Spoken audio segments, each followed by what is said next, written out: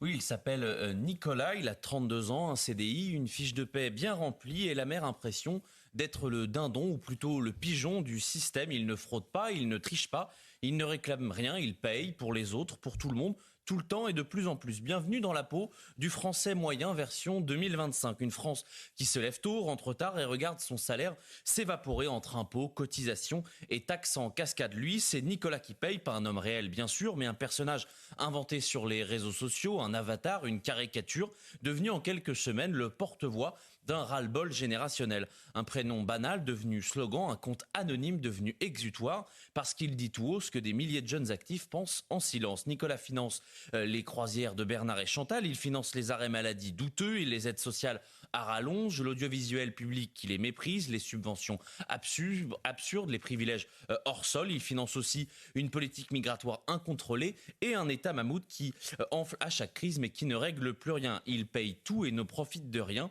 Il est la vache à lait de la République. Nicolas compte les jours jusqu'au 17 juillet, cette date où symboliquement le français moyen cesse de travailler pour l'État et commence à travailler pour lui. Nicolas est un type normal, un cadre, un actif, un français ordinaire. Il n'a qu'un tort,